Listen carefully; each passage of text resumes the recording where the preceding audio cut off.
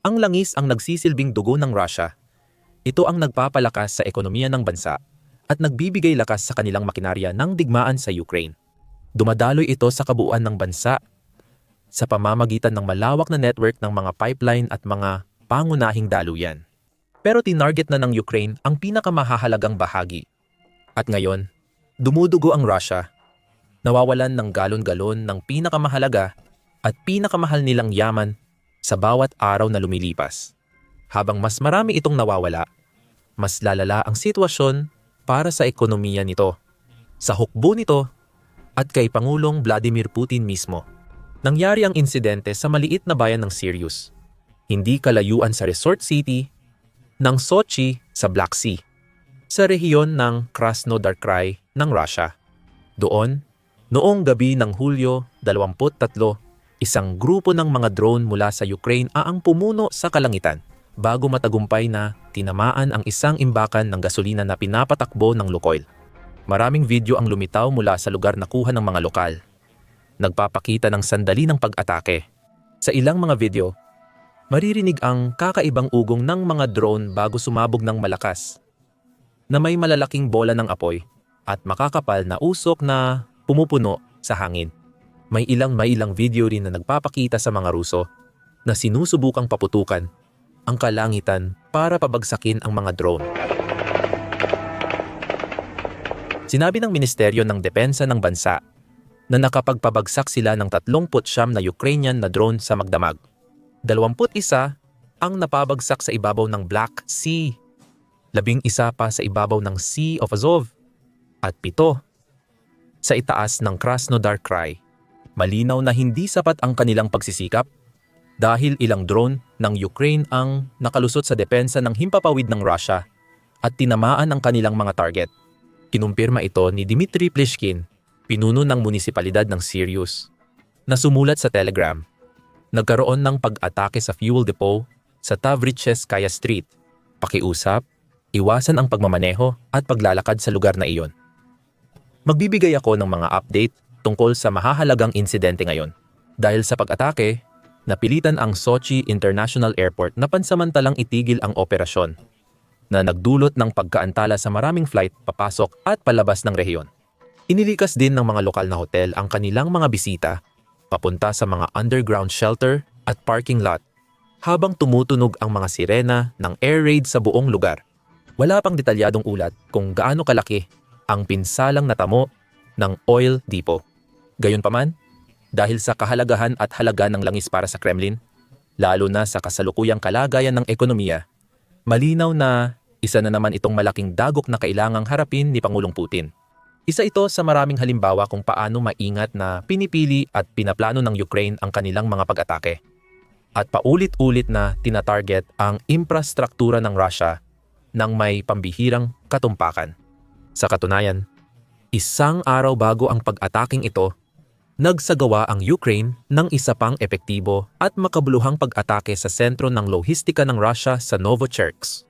Tinarget ng kanilang mga puwersa ang isang mahalagang sangandaan ng riles na inaasahan ng Russia para maghatid ng mga armas, bala at gasolina sa buong bansa at patungo sa mga frontline ng Ukraine. Iniulat ni Andrei Kovalenko, ang pinuno ng Center for Countering Disinformation ng National Security and Defense Council ng Ukraine, ang insidente sa Telegram. Sa Novocherkassk, sa Rostov Oblast, ang infrastruktura ng riles na ginagamit ng military-industrial complex at ng militar ng Russia ay inatake. Ang sentrong logistical na ito ang naguugnay sa mga estratehikong direksyon ng Rostov-on-Don, Voronezh, Volgograd at Kamensha-Tinsky. Dito sa sentrong ito isinasagawa ang paglilipat ng kagamitan, bala, gasolina, mga yaman at mga tauhan papunta sa hangganan ng Ukraine. Gayon din, sa Novocherkassk, naitala ang operasyon ng unit ng logistika ng 1,061 Materialno-Technicheskogo o Bezpechenia Center ng Southern Military District ng Russian Federation, isang estruktura na responsable sa pamamahagi ng mga armas, gasolina at bala. Ang mga sentro tulad ng Novocherkassk ang sumusuporta sa makinarya ng digmaan ng Russia. Kung wala ang mga ito, titigil ang supply sa harapan.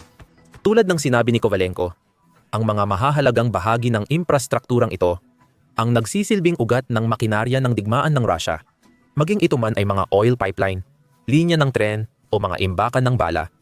Lahat ng ito ay nagbibigay ng mahahalagang yaman. Kailangan ng Kremlin na ipagpatuloy ang kanilang pananakop at panatilihin ang presyon sa mga linya ng harapan at mas malalim pa sa teritoryo ng Ukraine. At iyan mismo ang dahilan kung bakit regular na tina-target ng Ukraine ang ganitong mga estruktura. Tinatamaan ang isa pagkatapos ng isa gamit ang kanilang lalong lumalakas na mga drone, lihim na pag-atake, at mga long-range na missile strike.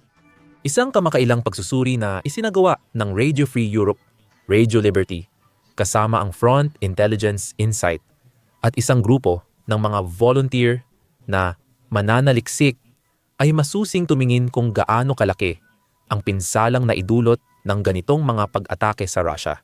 Ang mga mananaliksik ay sinuri ang nakakamanghang mga pag-atake ng Ukraine mula Setyembre 2000 at 24 hanggang kalagitnaan ng Pebrero 2025. Tinitingnan nila ang mga satellite image ng mga tinarget na lugar upang mas maintindihan ang tunay na epekto ng mga ito. Natuklasan nila na karamihan sa matagumpay na pag-atake ng Ukraine ay nangyayari malapit sa hangganan. May saysay ito dahil mas mahirap tamaan ang mga target na mas malalim sa loob ng Russia dahil sa maraming radar station at air defense system na nakakalat sa buong teritoryo. Gayunpaman, nagawa pa rin ng Ukraine ang ilang matagumpay na long-range na pag-atake sa mga target ng Russia. Tinamaan nila ang maraming lokasyon ng lohistika sa maliliit na bayan at mga lugar militar sa paligid ng Moscow. Halimbawa, halos 300 milya mula sa hangganan. Tinamaan din ng mga drone at misil ng Ukraine ang mga target tulad ng Engels Air Force Base, halos 400 milya mula sa front lines, at Izhevsk, mahigit 800 milya ang layo. Tungkol naman sa mga target mismo, noong una ay nakatuon ang Ukraine sa mga pangunahing lugar militar tulad ng mga command posts at mga pasilidad ng imbakaan ng bala. Noong Setyembre 2000 at 24 halimbawa, 2 malalaking imbakan ng bala sa Toropet at Tikhorets ang tuluyang nawasak. Ang 2 pasilidad ay mahalaga sa pagsusupply ng mga bala, missile at bala ng artillerya na araw-araw ginagamit ng tropang Ruso sa pag-atake sa mga mamamayang Ukrainian. Ang Tikhorets ay isa ring mahalagang sentro para sa pag-iimbak ng mga bala mula sa Hilagang Korea. Isa sa iilang kaalyado ng Russia, tinatayang umabot sa 100 at 60,000 tonelada ng bala ang nawasak sa mga lokasyong iyon, na nagdulot ng napakalaking dagok sa lohistika at supply ng militar ng Russia. Siyempre, hindi lahat ng pag-atake ng Ukraine ay ganoon katagumpay.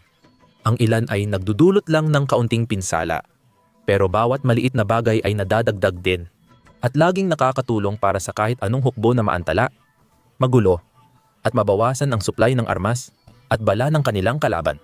Pero sa ilang paraan, mas mahalaga pang masira ang kanilang supply ng gasolina at enerhiya. Napagtanto ito ng Ukraine noong huling bahagi ng 2000 at 24 hanggang 2025 ayon sa mga mananaliksik.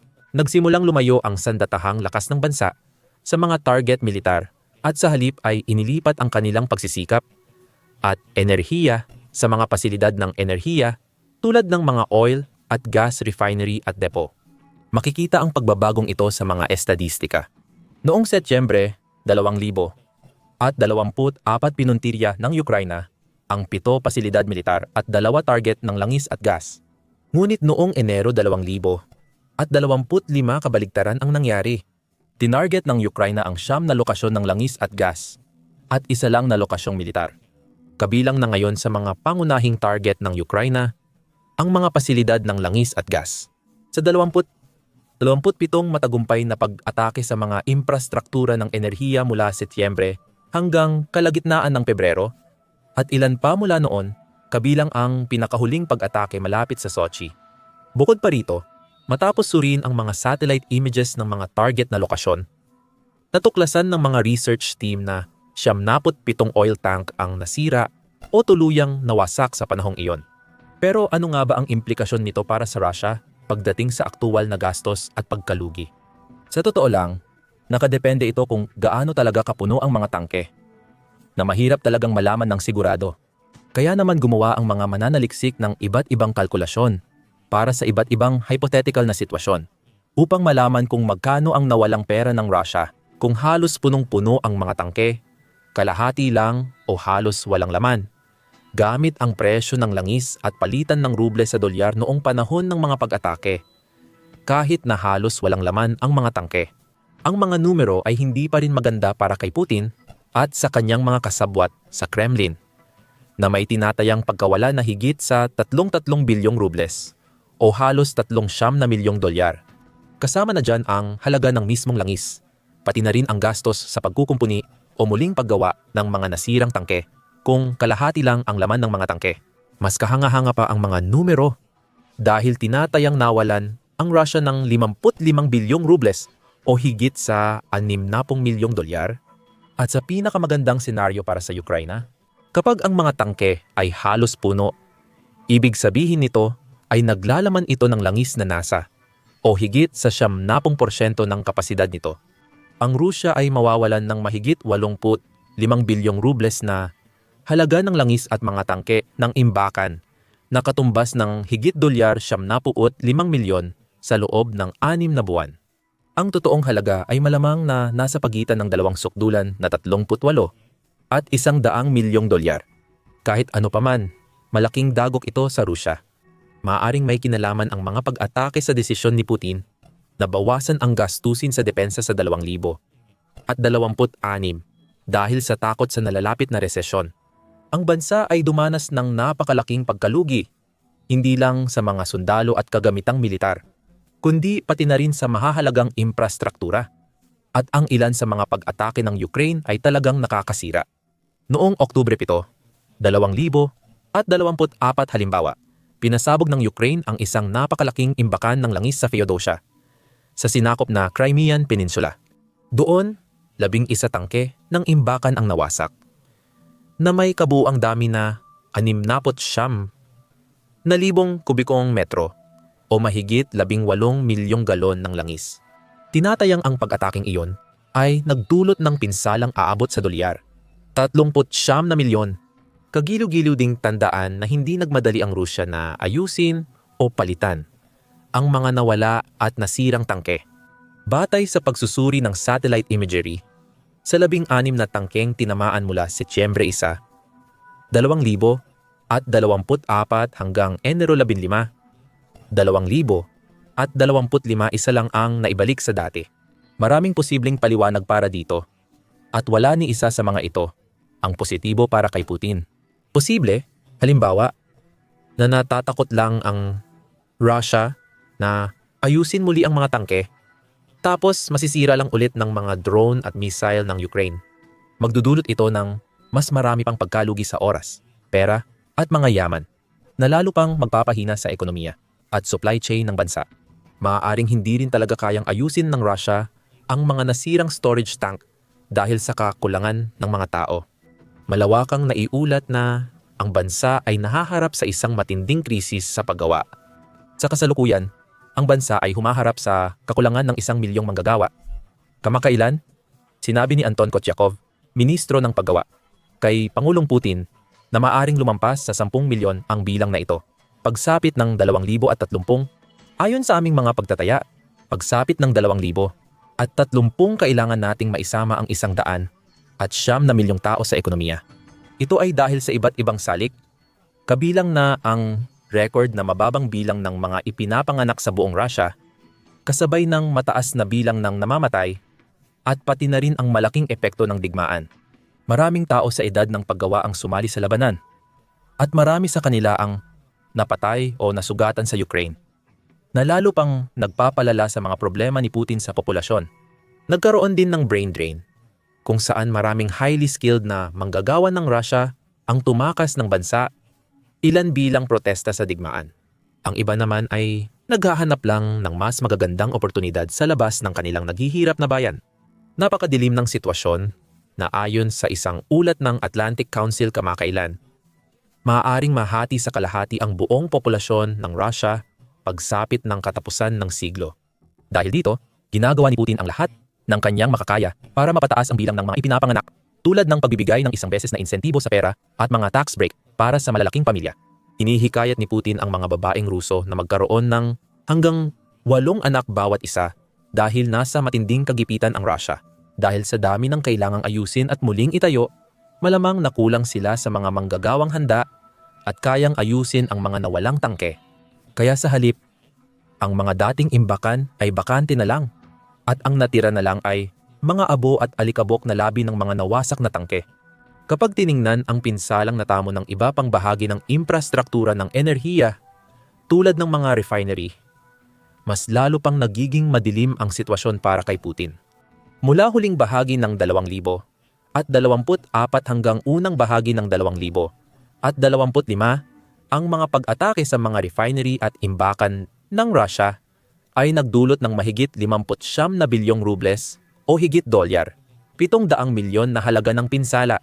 At kapag isinama pa ang ilan sa mga mas malalaking pag-atake na may malaking epekto, tulad ng pag-atake noong Pebrero sa Gazprom Astrakhan Gas Refinery ng Russia, na inaasahang aabutin ng hanggang 6 na buwan bago maayos, ang kabuuang pangmatagalang pinsala ay posibleng umabot sa halos 1 bilyon.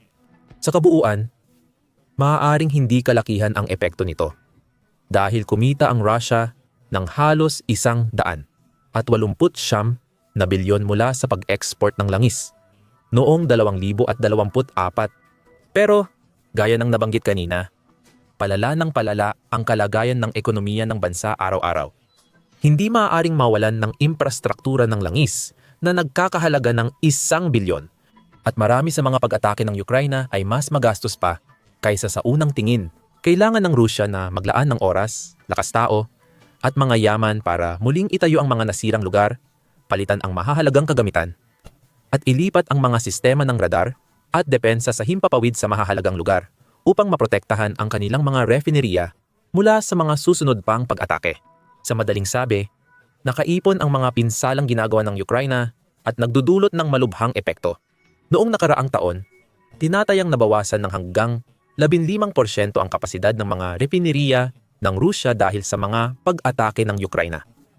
Dahil sa bigat ng sitwasyon, napilitan ang Rusya na pansamantalang ipagbawal ang pag-export ng gasolina para protektahan ang lokal nilang merkado.